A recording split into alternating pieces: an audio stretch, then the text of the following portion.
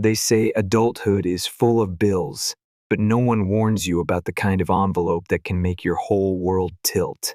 Mine came on a Tuesday. I remember because it was raining quiet, cold, the kind of weather that makes everything feel heavier. The envelope was too thick for comfort. I noticed it right away when I got home from school. I teach English Lit to high school sophomores in River Grove, a sleepy little suburb outside of Chicago. My routine is clockwork.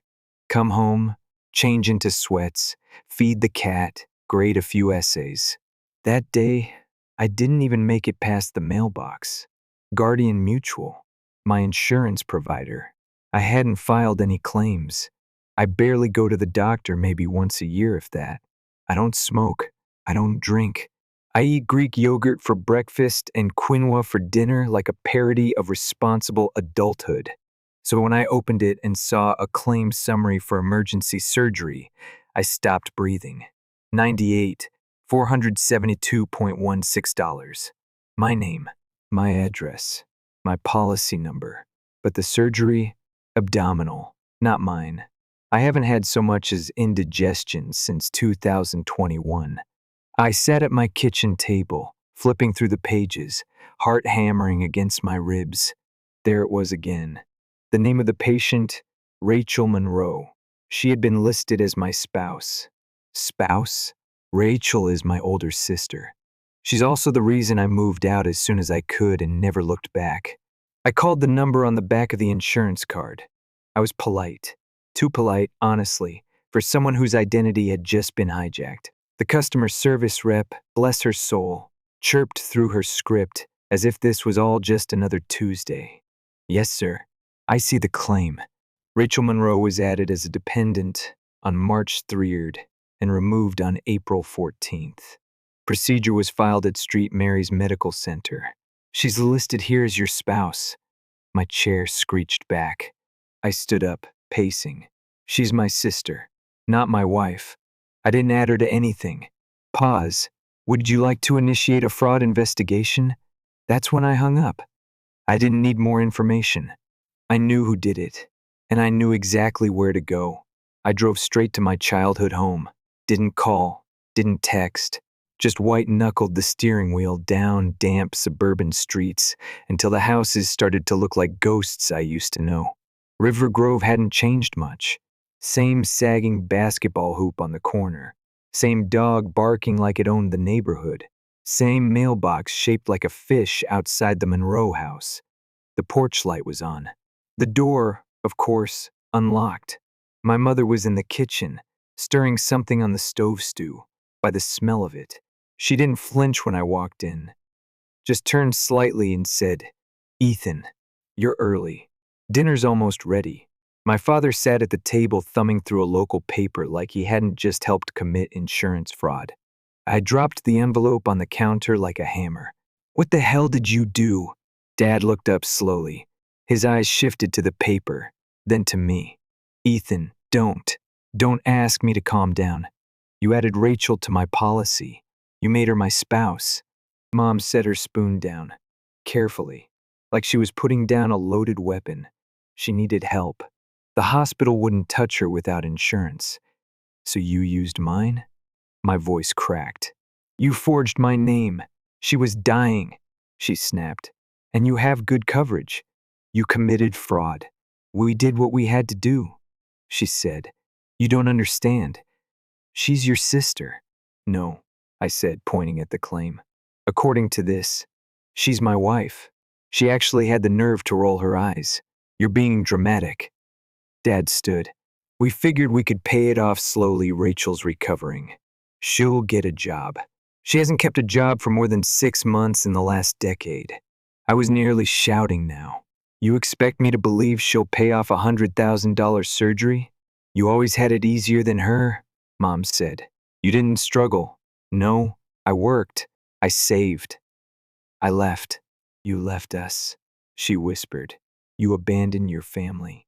I stared at them.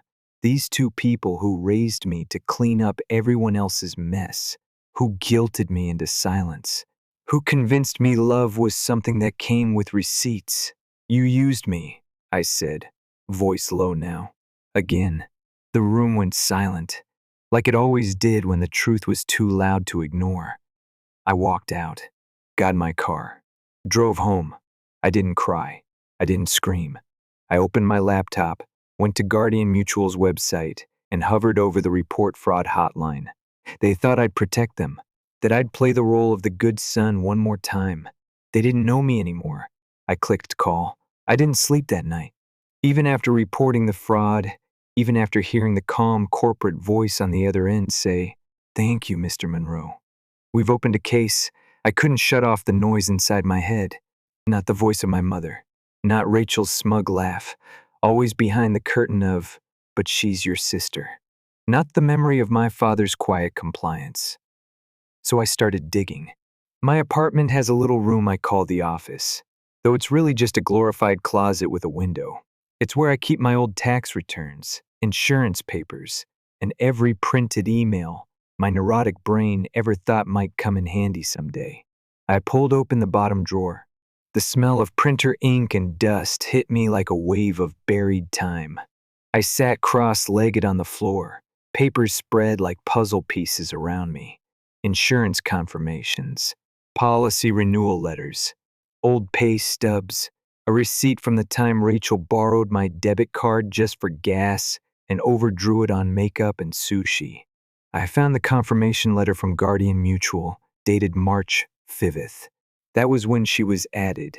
My signature, perfect and crisp, except I never signed it. I scanned it closely. The T in Monroe curved differently. The line break in the loop was off. I compared it to a form I'd filled out the year before. It was forged. Of course it was. That's when I found the voicemail. Not on my phone was new, but I'd synced my old one to the backup drive last year.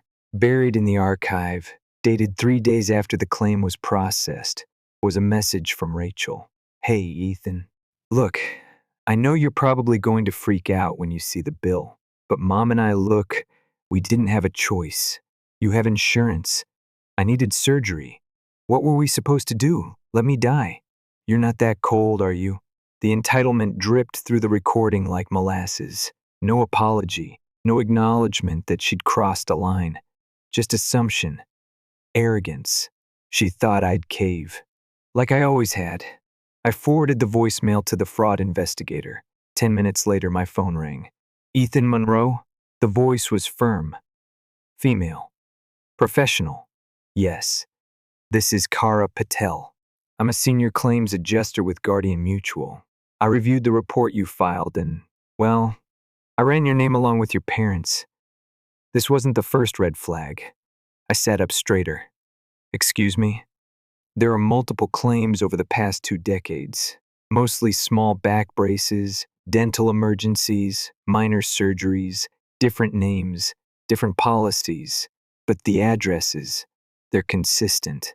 River Grove, my childhood home, the same place they still live," Kara continued. "Some of these were closed without investigation, but the pattern is there. We believe your parents have used family members, possibly even you before." My blood ran cold. "You're saying they've been stealing identities? For years? That's what it looks like. We're assigning an investigator. I need you to preserve all related documents. Don't delete anything. No contact with the subjects while we build the case." I hung up. Then I did the opposite of sleep. I made a folder on my desktop and labeled it Truth. In it, I dumped everything: scanned letters, screenshots of text messages, policy changes, the voicemail from Rachel, even the birthday card from 2 years ago where Mom wrote, "We're so grateful to have you. Our rock. Don't forget to help your sister this month." Help her with what exactly? Rent? Bail? Her vape store startup that folded in 6 months? I pulled out an old shoebox from the top of my closet, one I hadn't opened since I left home. It was full of photos, report cards, and letters. I flipped through it until I found my birth certificate. Then I found Rachel's. Different mother, same father. I blinked. My mother wasn't her mother. My mother married my dad after Rachel was born. The woman who had emotionally blackmailed me for 30 years wasn't even Rachel's birth mom. She chose to raise her, and somehow still chose to put all of her weight, all of her chaos, on me. I called my friend Maya. She used to work in public records access before becoming a freelance investigator.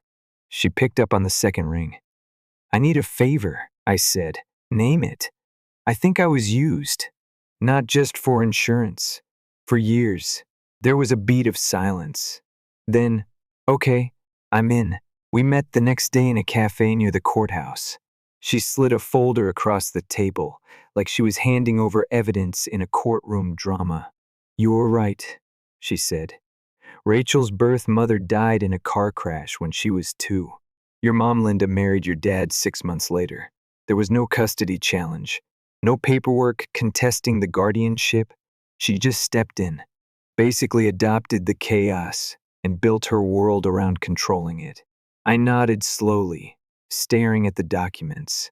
My whole childhood snapped into sharper focus. The manipulated conversations, the guilt-laced expectations, the whispered reminders that Rachel's been through so much. Can't you just be a little more understanding? It was never about love. It was about leverage. When I got home, I scanned everything again and added it to the truth folder. Then I opened a new one, War, because now I wasn't just building a fraud case. I was documenting decades of emotional cons. The Monroe family had run a loyalty racket, gaslighting disguised as tradition, guilt disguised as duty. And for the first time, I wasn't playing the good son.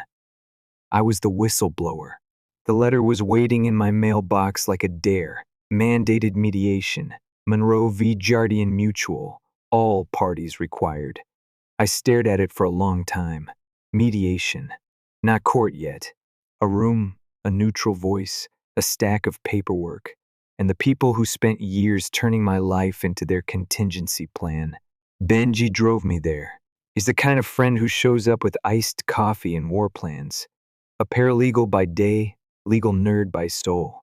He dressed like a minimalist hitman, black blazer, black jeans, calm fury. "They'll try to spin this," he said in the elevator. "Remorse, desperation, family loyalty, expect crocodile tears, especially from Linda." "I'm not there to negotiate," I said. "I'm there to confirm what they did." The mediation room looked like it had been designed by someone who hated color. Beige walls, a plastic pitcher of water, chairs arranged like we were about to hold a very civil seance. They were already seated. Linda looked smaller than I remembered. Fragile in that I've been practicing my sorrow face kind of way. My father Greg wouldn't meet my eyes. Rachel wore oversized sunglasses indoors, probably hungover, probably hiding. The mediator was a woman named Grace, no nonsense, sharp eyes, and the tone of someone who had broken up more family fights than most therapists. "Let's begin," she said. Linda spoke first. Her voice was trembling, soft, rehearsed. "We didn't mean to hurt anyone. We were just desperate. Rachel was dying, and the hospital wouldn't help us." "You had time to forge documents," I replied. "You just didn't have time to ask." Greg finally looked up. "Ethan, please. We thought we could make it right. We just needed time." "You had 30 years. Grace raised a hand. "Mr. Monroe, were you aware your insurance listed Rachel Monroe as your spouse?" "No." "Did you authorize her addition as a dependent?" "No." Rachel laughed, actually laughed. "Oh, come on. You make more money than all of us combined. You could have paid it." Benji leaned forward. "Your client committed identity fraud and forged a federal document. Whether or not Ethan could afford the fallout is irrelevant." Rachel scoffed. "This is about you being dramatic. You always wanted to be better than everyone." "No," I said calmly. "I just stopped being your safety net." Linda wiped her eyes. "We're your family. We raised you. You raised me to clean up Rachel's disasters, and thank you for it." Grace cleared her throat. "This mediation is to determine restitution, not criminal guilt. If the parties cannot agree, this moves to trial."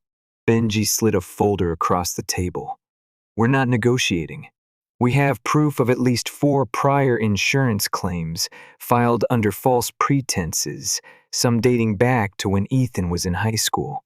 Linda's face went pale. Rachel said nothing. Greg opened his mouth, then closed it again. Grace turned to their attorney, a tired man in a gray suit who looked like he'd rather be anywhere else. Does your client deny these claims? He hesitated. My client declines to answer at this time. Of course they do. The session ended without closure. No apology, no accountability, just silence and avoidance, the family motto. But as we stood to leave, Linda grabbed my arm. Her grip was tight. Her whisper was tighter. You're going to destroy this family. I looked at her, really looked at her. You did that already. I'm just holding up the mirror. Rachel muttered something under her breath. I turned. What was that? She stood abruptly, chair crashing backward. I said, you'll always be alone, Ethan. People like you, you're not built for family. You're built for bitterness. Benji stepped between us. Back off. Rachel shoved the table. The water pitcher toppled. Papers scattered. Security was called. Rachel threw a chair. Greg just sat there, frozen. Linda sobbed into her lawyer's shoulder. As 2 security guards pulled Rachel from the room, she screamed, You think this is over? Grace calmly wrote something in her notes. Add contempt and assault to her charges. Benji and I walked out into the bright afternoon. I leaned against his car, trying to process the chaos. That went well, he said. I laughed. Actually laughed. It felt foreign and familiar at once. Better than I expected, I admitted. Want to celebrate with wine or war planning? Both. That night, I got a voicemail from Linda's lawyer. If you agree not to testify regarding previous claims, the family is willing to plead guilty to the current insurance fraud and offer full repayment. They wish to avoid federal prosecution. I didn't reply. I called Kara instead. They're offering a deal, I told her. Guilt for silence. Don't take it. They're scared. Good, she said. That means we're close. I opened my laptop. In the war folder, I added a new document. Attempted plea declined. They were unraveling, and for once, I wasn't the one holding the pieces together. The courthouse smelled like old air and older secrets. I sat at the long wooden table with Benji beside me, his fingers drumming quietly on his legal pad. Across from us were the people who used to be my family. Linda in beige, trying to look like grief. Greg, thinner than I remembered, like guilt had worn through his frame. Rachel wasn't there. She'd been moved to another facility after a second outburst. Assault on a staff member. More charges. The prosecutor stood and called my name. I walked to the stand, took the oath, sat down. State your name for the record. Ethan Monroe. And can you tell the court how you discovered the fraud? I told them everything. From the envelope that arrived on a quiet Tuesday, to the voicemail, to the forged signature. I laid it out piece by piece, clinical, precise, not cold, but clean. Because after everything, that's what I wanted most. Clarity. When I finished, the prosecutor asked one final question. Why did you report them? I looked across the room at Linda. Because if I didn't, they would have done it again. Maybe to me, maybe to someone else. I've spent most of my life cleaning up their messes. I thought it was love. Turns out it was a leash. Linda flinched. Greg didn't move. The defense declined to cross-examine. Afterward, Kara found me outside in the hallway. That was perfect, she said, handing me a folder. This is yours. Inside was a letter from the Department of Justice. A formal thank you for cooperation. A statement verifying that my testimony helped expose a larger pattern, one that had been operating in the shadows for over a decade. You did the hard part, Kara said. Now we handle the rest. A week later, I met Maya at a small bank in Evanston. She handed me a folder. It's done. The account's been reclaimed. Your trust fund. 62 grand, untouched. I signed the transfer papers in silence. My fingers trembled a little. It wasn't about the money. It was what the money represented, everything they told me I didn't deserve. That same night, A news alert hit my phone. Suburban family indicted in multi-year insurance fraud ring. Key testimony from Ethan Monroe breaks case wide open. Benji texted me a second later. Hero status, unlocked. I replied, more like unburdened. Later that week, the verdicts came in. Linda, 7 years in prison for insurance fraud, identity theft, and conspiracy. Greg, 18 months, suspended sentence, house arrest. Rachel, still awaiting trial.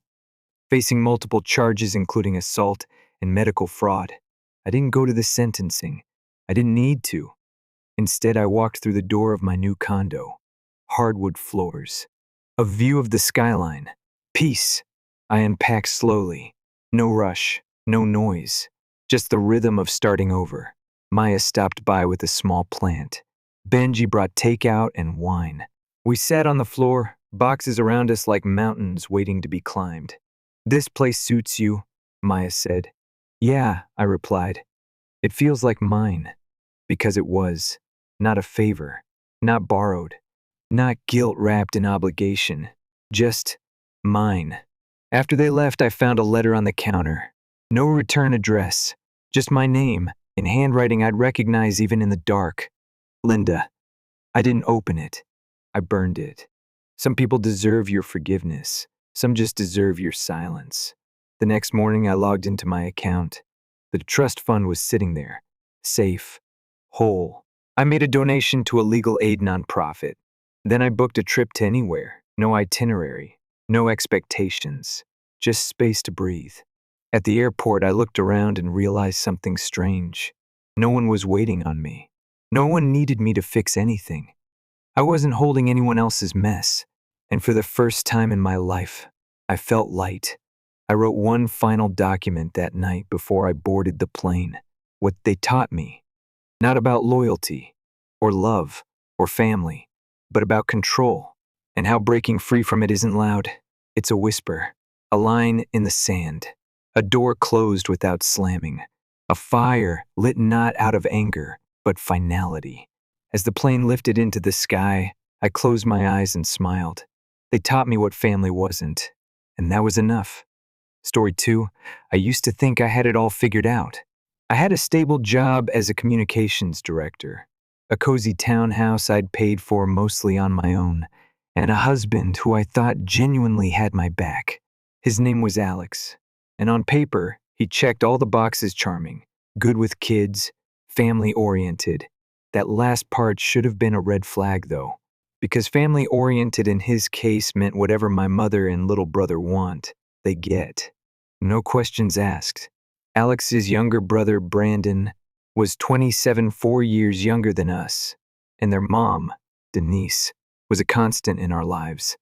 Their dad passed away when they were kids, so I understood their closeness. At first, I even admired it. It felt wholesome. I tried hard to fit into their tight little circle, laughing at Denise's outdated jokes, bringing wine to Sunday dinners, and genuinely trying to make her feel appreciated. I wanted her to see me not just as Alex's wife, but as family. For the first few years, things were pretty smooth. We had barbecues in Denise's backyard, game nights where people got way too competitive about Uno, and warm holiday dinners that felt like something out of a Hallmark movie. It felt like I'd been accepted.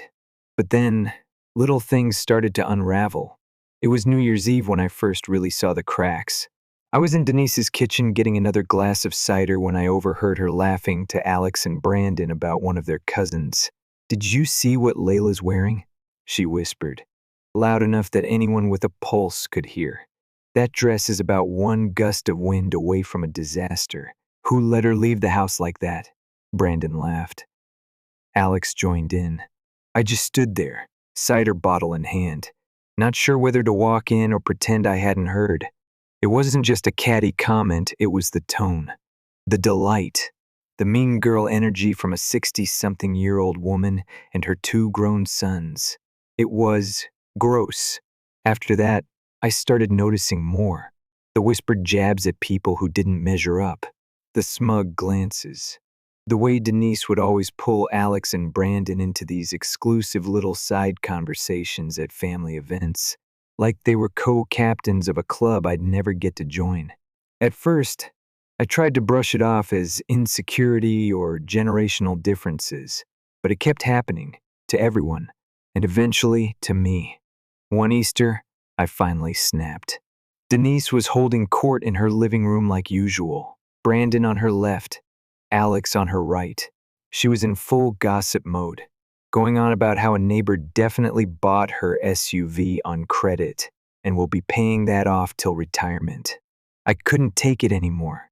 "Hey," I said, trying to keep my voice steady. "Maybe don't talk about people like that, especially not when they might hear you." Dead silence. Denise looked at me like I'd farted in church. "Well, looks like someone's had too much sparkling water," she said sweetly, eyes narrowing just enough to let me know she wasn't joking. I waited for Alex to say something, anything, but he didn't. From then on, I stopped going to their gatherings as much. I made excuses, worked deadlines, migraines, anything to avoid another dinner filled with subtle digs and side eyes. And then, just when I was starting to consider therapy or maybe a good, long solo vacation, life threw me the biggest curveball of all. I found out I was pregnant. I was 34, tired, and honestly terrified. I stared at that positive test for a full 5 minutes, hands shaking. When I told Alex, he looked stunned. Then he hugged me and said all the right things. And for a while, I let myself believe that maybe, just maybe, this baby would be the reset button we needed. Spoiler, it wasn't. The pregnancy was rough. I ended up on partial bed rest by the second trimester. My blood pressure was all over the place, and my vision started to blur at random moments. Doctors called it a rare side effect, maybe temporary, maybe not. I had to quit my job because I couldn't even read my laptop screen without migraines kicking in. That hurt financially and emotionally. My job had been a huge part of my identity. Meanwhile, Alex became distant. He started staying late at work, or out with friends, or helping Brandon with something. I'd wake up at 2 a.m. to an empty bed and the quiet sound of the garage door closing. And when I asked him for help, it was always something. "I'm tired. I've got an early meeting." Or my personal favorite, "You're home all day. I don't get why this is so hard." The day of my C-section came early. My blood pressure had spiked again, and the doctor said it wasn't safe to wait. I asked Alex to be there. He said he would. He wasn't. He sat in the waiting room because, and I quote, "It freaks me out. Our son was born via emergency C-section." I held him on my chest and cried so hard the nurse asked if I needed something to calm down. I said no. That moment, just me and my baby, was the only real peace I'd felt in months. Alex showed up later, fidgeting and awkward, with all the warmth of someone waiting for an Uber. "This whole thing," he said, not even making eye contact, "it's just too much. I miss when things were simpler. Back when men didn't have to be part of all this birth stuff." I was too stunned to speak, so I didn't. And that, unfortunately, set the tone for what came next.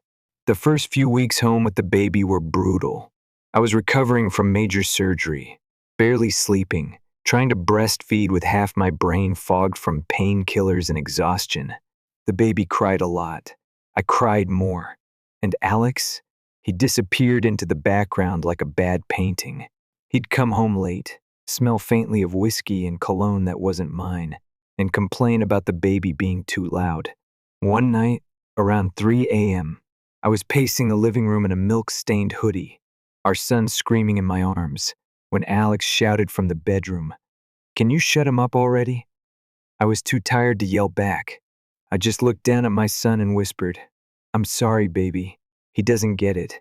By the time our son was 6 months old, things had hit a new low. Alex had stopped pretending to care.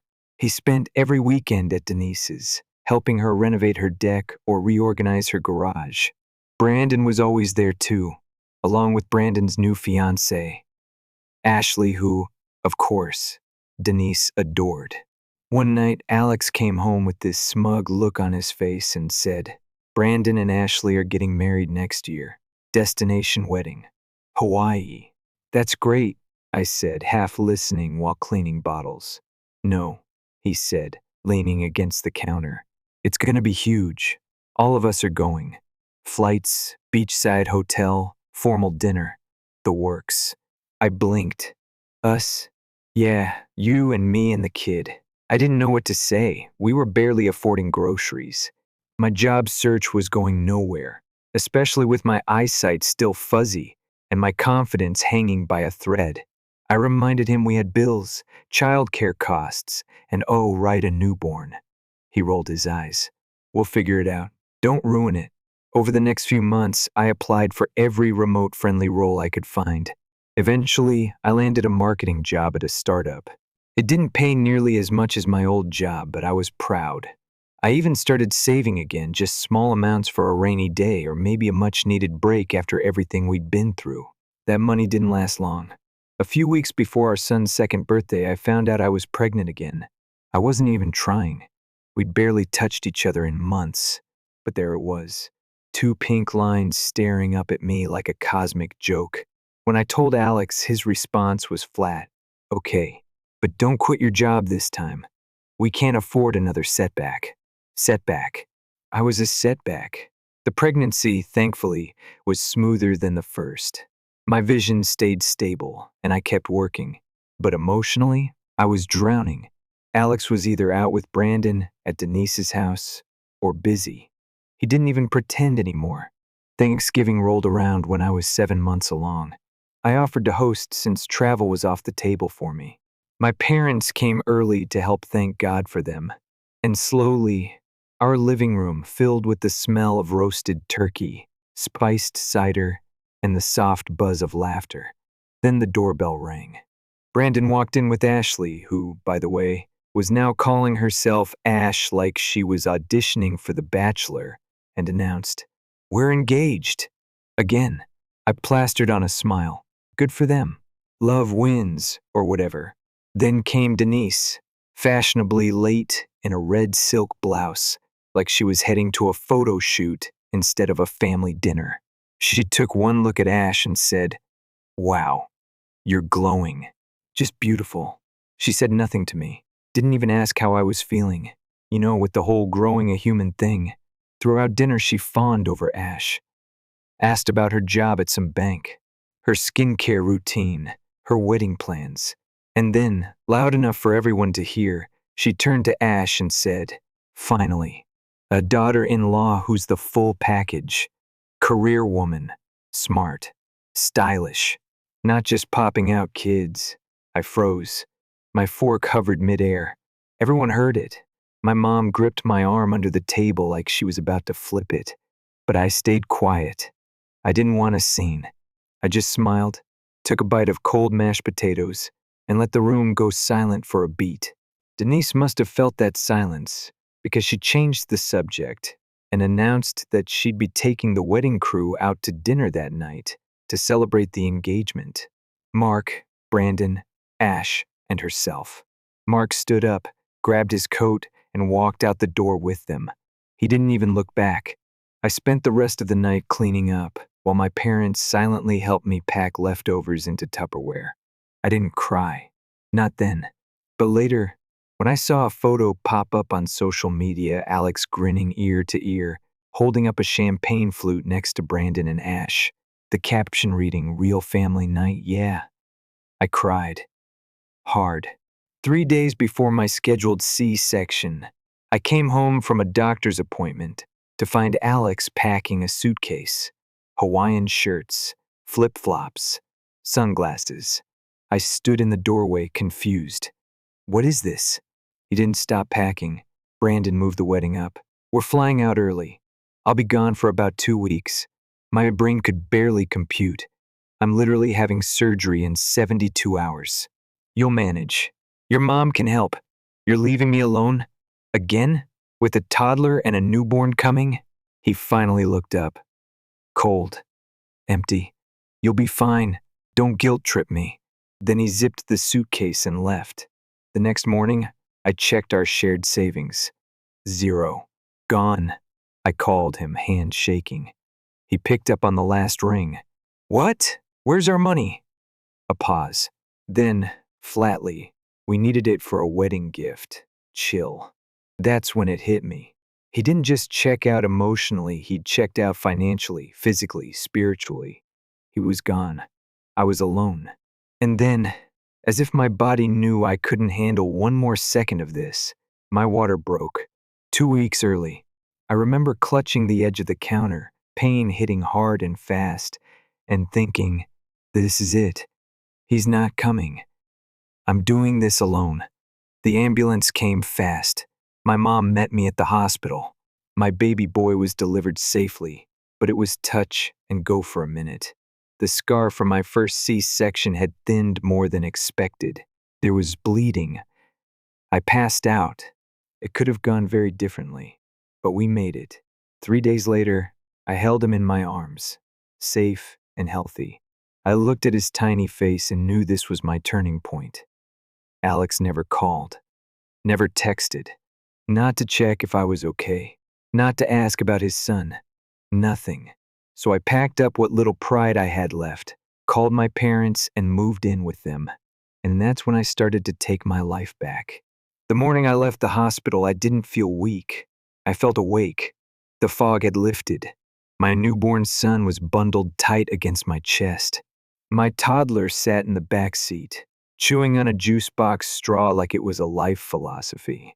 My dad drove. My mom sat beside me, quietly humming some old tune she used to sing when I was little. We didn't say much. We didn't need to. Back at my parents' house, I slept better than I had in months, even if it was only for 3 hours at a time between diaper changes and bottle feeds. I was surrounded by people who showed up. No excuses, no vanishing acts, just quiet, constant care. The first real decision I made was calling a lawyer. I told her everything about the money, the abandonment, the sudden trip to Hawaii. She listened without interrupting, just jotting things down on a yellow notepad. When I finished, she looked at me and said, "You're not just filing for divorce. You're reclaiming your freedom." I liked that. The process moved fast. Faster than I expected. Alex didn't contest anything. Maybe he was too wrapped up in beach weddings and coconut cocktails to care. Or maybe, deep down, he knew he had nothing to stand on. Either way, I got the house. The judge took one look at the mortgage history, every single payment made from my account, and handed me the keys. He was ordered to pay child support. Alimony, too. He never even showed up in court. The day I went back to the house, I expected to feel broken walking through that door. I didn't. The place was empty, sure, but not dead. No more tension in the walls, no more walking on eggshells, just silence and space. I walked room to room with my baby in a sling, my toddler holding my hand, and whispered, "We're home now." Time passed. I went back to work, slowly at first remote gigs, part-time campaigns. I found a rhythm. My eyes were still tricky some days, but I made it work. My parents helped with the kids, and eventually I hired a part-time sitter who came in 3 times a week so I could breathe, focus, build something again. Life wasn't easy, but it was mine. And then one day, about a year and a half later, I got a news alert on my phone. It was Brandon and Ash. Well, mostly Ash. Turns out she wasn't a bank manager, or an executive, or whatever lie she'd sold the family. She was a con artist. A smart one, I'll give her that. She'd convinced Brandon, Alex, and Denise to invest in a fake financial startup she was launching.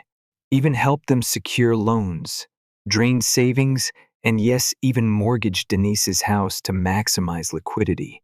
Spoiler, there was no startup. Ash vanished one morning, along with every cent they had. And just like that, karma got its plane ticket home. I laughed. Not a petty, evil laugh, just one of those you really can't make this stuff up laughs. I made tea, sat on the porch, and watched my kids chase bubbles on the lawn. A few weeks later, I got a call. Blocked number. I let it go to voicemail. Then another one. Finally, Curiosity got the better of me, and I picked up the third time. Grace? Denise's voice. Small. Meek. I didn't say anything. She kept talking. I know you've heard. We lost the house. Alex is staying with Brandon in some rental. It's been hard. I was wondering if maybe we could see the kids. They need their father, their grandmother. I closed my eyes and counted to 5. She didn't ask how I was doing, didn't ask if I'd survived childbirth, if her grandsons were healthy, if I had food in the fridge or gas in my car, back when they took everything and left me bleeding on a hospital bed. She just wanted back in, because her castle had crumbled. No, I said simply. There was a pause. You're punishing us. I'm protecting my children. Grace family is forever. I cut her off. You made it clear I was never family, so I built one without you. I hung up, blocked the number, took a deep breath, and let it go. I never heard from them again, not directly, at least. Through the grapevine, I learned Denise got a job as a cashier at a local store. Brandon moved in with a friend. Alex tried to start another business, something with crypto or custom sneakers. I don't even know, but it flopped within months. They lost everything. Not because of me, because of who they chose to trust, because of how they treated the people who would have stood by them. As for me, I'm still here. Stronger, quieter, happier. My kids are thriving. My career's on the upswing. The house has fingerprints on the walls and toys in every corner. It's loud and chaotic and full of love. Sometimes I think about that first Thanksgiving, the one where Alex walked out the door and didn't look back. I'm grateful for it now, because if he hadn't chosen them, I might have never chosen me. Story 3. I'm Aaron. I'm 32, an active duty firefighter. Fitness is a part of my life by necessity, not obsession. I married Danielle, now 29, 5 years ago. We met through mutual friends during a lake trip, clicked fast, and married 2 years later. At first, life was good, stable jobs, spontaneous weekend trips, and talks of starting a family. Danielle has always been into fitness, not in an Instagram model kind of way, but genuinely into health. She ran track in college, lifted weights, and made kale smoothies before they were cool. So when she told me about 18 months ago that she wanted to get serious again with the gym, I wasn't surprised. I supported it. Honestly, I was excited to have a workout partner again. Except, she never wanted me to join. It's my space, she said. Okay, fair enough. But what started as a few weekly sessions turned into twice-a-day routines. Then came weekend boot camps, then late-night cardio. Her mood started depending on those sessions. Miss one? She'd spiral into anxiety, or snap at me for something unrelated, burnt toast, shoes at the door, whatever. It wasn't just physical health anymore. It was her emotional crutch. I chalked it up to stress at first. Danielle worked in a high-pressure marketing firm. Her boss was a micromanaging sociopath. She'd come home wired, agitated, and emotionally drained. The gym, I told myself, was probably her only peace, but it started feeling like I wasn't part of her peace anymore. I remember once we had an argument, honestly. I don't even remember what it was about, but she stormed out, went straight to the gym, and didn't come back for hours. That became a pattern. Tension, gym. Sadness, gym. Pregnancy, still, gym. Yeah, she got pregnant about 5 months ago. A surprise for both of us, but not an unwelcome one. We'd talked about kids someday, and well, someday came early. I was nervous but excited. She, on the other hand, seemed mostly preoccupied with how she could maintain her routine through the pregnancy. That's when I really started to worry. Don't get me wrong, I know fit moms exist. Hell, they're warriors. But Danielle's intensity didn't shift even after the doctor advised moderation. When she started doing double sessions again at 16 weeks pregnant, alarm bells rang. But every time I brought it up, she got defensive, irritable, cold. You don't get it. You're trying to control me. No, I wasn't. I just wanted to feel like a partner again, not an afterthought. What really got to me, though, was how the gym replaced everything. Dinner plans, canceled for spin class. Movie night, she was too tired from weights. Family get-togethers, I already committed to Zumba at 4. Her parents noticed. My brother asked me straight up if something was going on. A few friends even joked half seriously that she was probably having an affair with a trainer. I laughed it off. I trusted Danielle, still do, in some twisted way. I figured if there was a guy, I'd know, I'd see signs. I was wrong. It started with her phone. She left it on the kitchen counter while she showered. Totally out of character. Normally, it's glued to her hand. Something just, I don't know, nudged me. I didn't want to snoop. I truly didn't. But curiosity and anxiety make terrible roommates. So I looked. Just a quick glance. A message preview lit up. From someone named Mason G. That name clicked. She mentioned him a few times. Said he was part of her lifting circle. We'd even met him once at a gym buddy's wedding. Seemed normal enough. But the texts weren't normal. At all. I wish I could unsee what I saw. Sexting. Details. Inside jokes that clearly weren't platonic. My heart sank. My hands shook. I couldn't believe how fast rage could displace trust. She came downstairs, still drying her hair, and I asked her calm at first what the hell this was. She froze. Then she turned it back on me. Why were you looking at my phone? I lost it. I slammed the phone on the floor. Childish? Yes, but it felt symbolic. She screamed. Called me names. Then she hit me open hand, but hard. On my back. I left. Spent the night at my brother's. He and my sister-in-law were floored. But my sister-in-law wasn't shocked. I told you something was off, she said. And now, I couldn't pretend it was all in my head. When I got home the next day, Danielle was curled up in bed crying like the victim. I didn't say much. Took her phone to get it fixed, because deep down, I still cared about her. I still hoped there was some explanation, something redeemable. But the truth only got worse. She admitted, sort of. Said they flirted. Said it was emotional. Then she said, okay, we kissed once. Then, okay, we slept together once. Then finally the real truth. It wasn't once.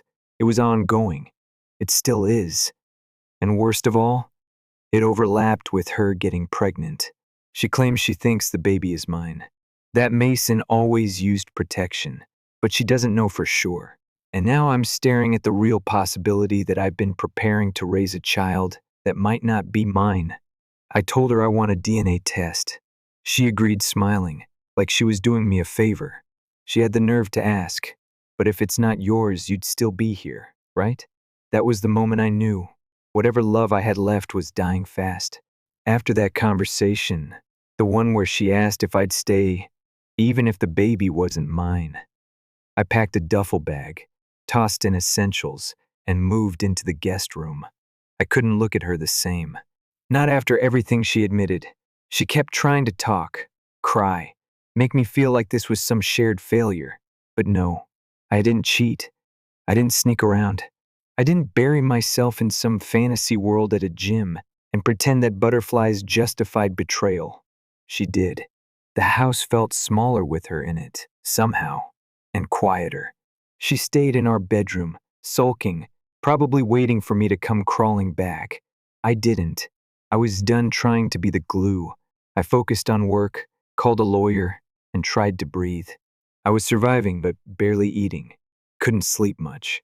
I'd stare at the ceiling for hours, thinking about baby names we'd picked, the crib we were gonna assemble, the future we'd started building. Now, I couldn't even picture it. A week later, during the Super Bowl of all things, she asked me to stay home and talk. I didn't. I went to my brother's party. She blew up my phone, texting things like, "Who just leaves when we're going through this?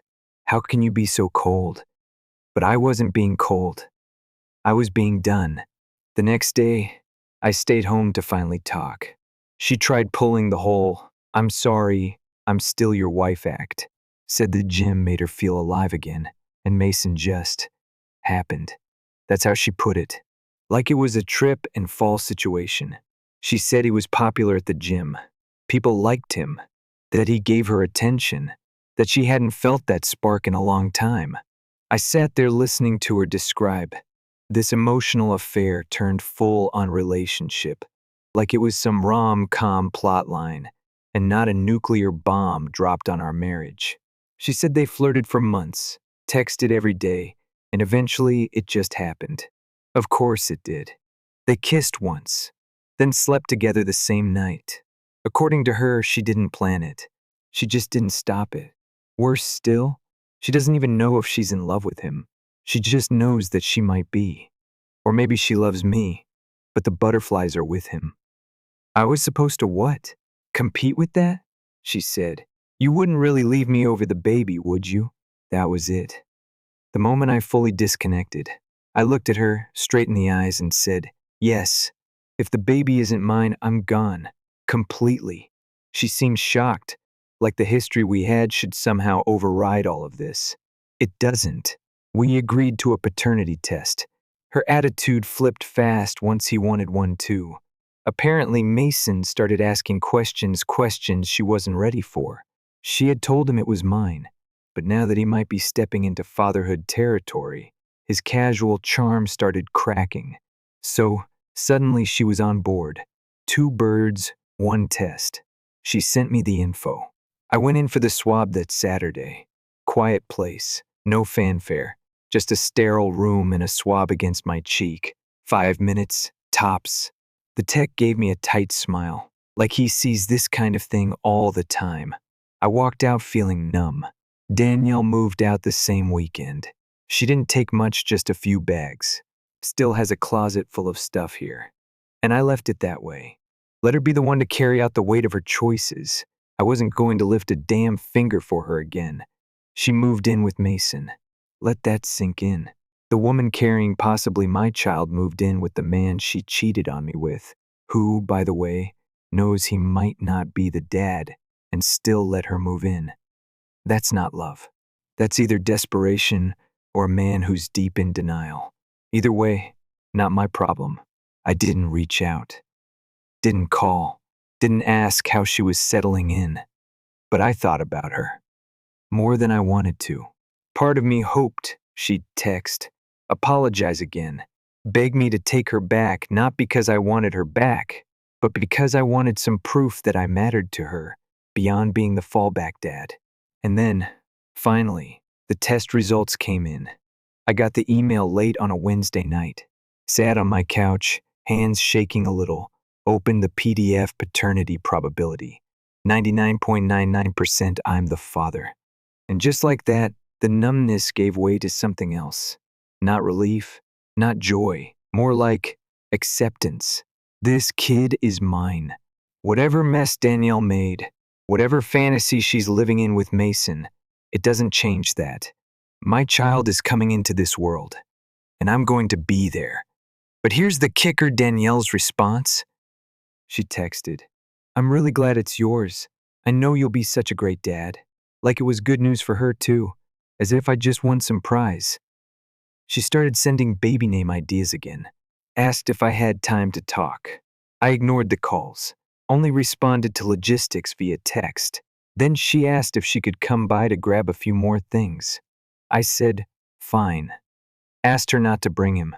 Guess who walked into my house 5 minutes later? Yep, Mason.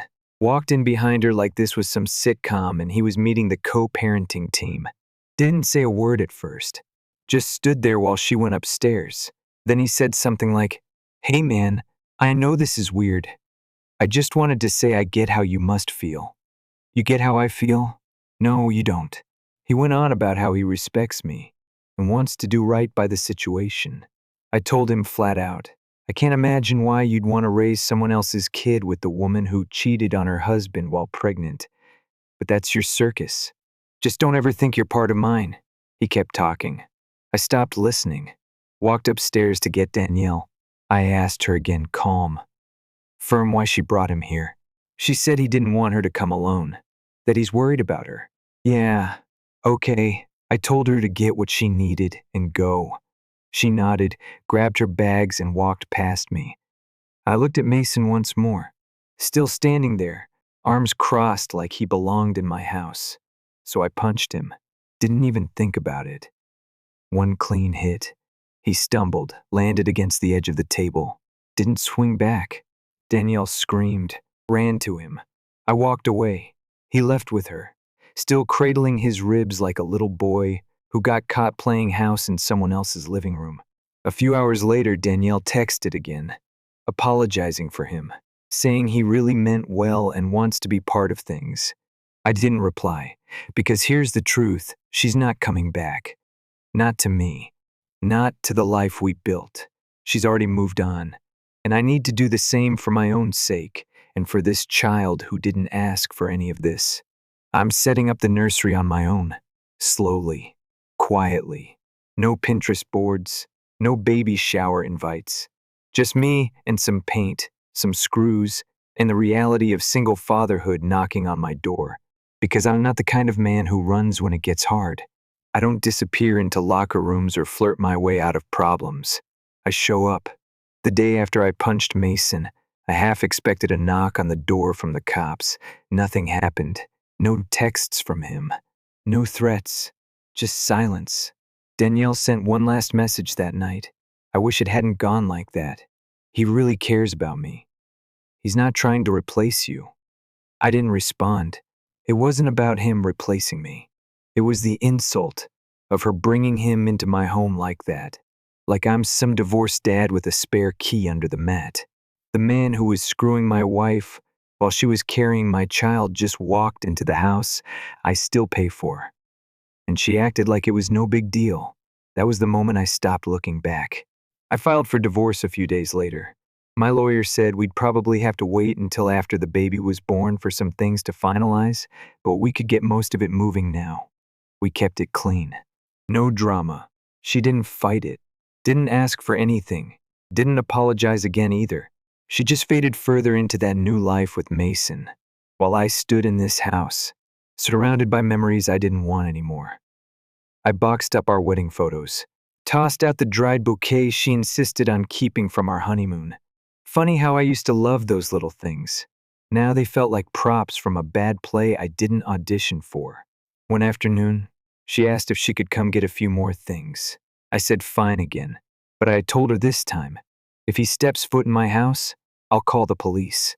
She showed up alone, pregnant, tired, quiet, no makeup, just a hoodie and old sneakers. I almost didn't recognize her. She didn't talk much, just took a few boxes and left. We didn't even say goodbye. And that's how it went for the next few weeks. She stayed with Mason. The first stayed here. We communicated only when we had to, mostly about the baby, doctor appointments, medical updates, the occasional baby name suggestion, which I never acknowledged. It wasn't cold. It was necessary. I still had moments of grief, though. I won't lie. Nights where I sat in the nursery staring at the empty crib, thinking about the family I thought we'd be. Mornings where I'd reach for her side of the bed, then remember she's not there, that she chose someone else. That even when she wasn't cheating physically, she'd already left emotionally. And despite all that, I still missed her. That's the twisted thing about betrayal. It doesn't kill love cleanly. It just poisons it slowly. A month later, she reached out. Said she wanted to meet in person, neutral ground, to talk about co-parenting. I agreed. We met at a coffee shop. Neutral table. No rings, no illusions. She looked like she aged 5 years in a month.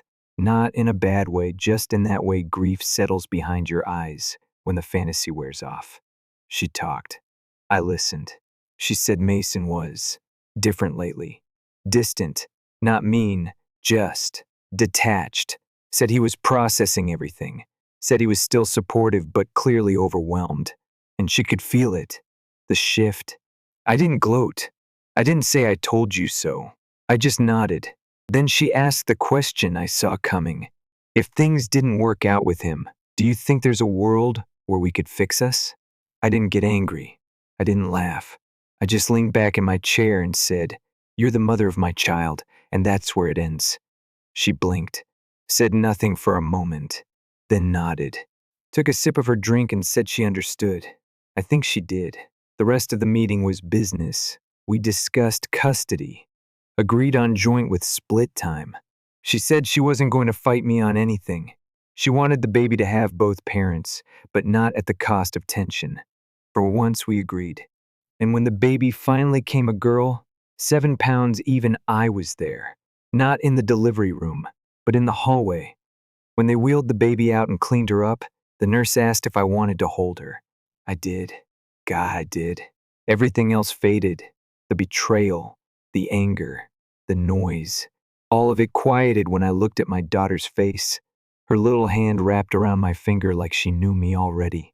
That was the moment I stopped surviving and started living again. Danielle held her after. I stayed for a while. Then I left. She texted later that night thanking me for being there. I told her I wasn't doing it for her. A week passed, then another. We started the routine, swapping weeks, drop-offs, pickups, short conversations in the driveway. We were civil, distant, like co-workers on the same long project neither of us volunteered for. Mason? He didn't last. 3 weeks after the baby came, Danielle called and said he'd ended things. Said he couldn't handle everything, that it was too much. I didn't say a word, she cried. I let her. Then she asked me the question that made my jaw clench. Can I move back in for a little while? Just until I get settled? I said no. Not because I hate her, but because I refuse to invite that chaos back into my life. She made her choices. Now I'm making mine. It's been 3 months since the baby arrived. I've got the nursery set up. I've got a schedule, bottles cleaned, diaper bag ready. I know the theme song to 3 different baby shows, and I can rock her to sleep in 10 minutes flat. It's hard. Some days I want to break. But every time she looks up at me, I remember why I stayed standing. People tell me I'm doing great, that I'm strong. Truth is, I'm just doing what needs to be done. That's what being a dad means. Danielle's still in town, still figuring things out. We don't talk unless we have to, and that's fine. I don't hate her. I don't wish her harm, but I also don't wish her back. Sometimes I still think about what we had, what could have been, but I don't dwell there. The past doesn't get to live rent-free in my head anymore. What I've got now is real. It's messy. It's loud. It smells like baby wipes and formula, but it's mine, and I'm finally okay with that.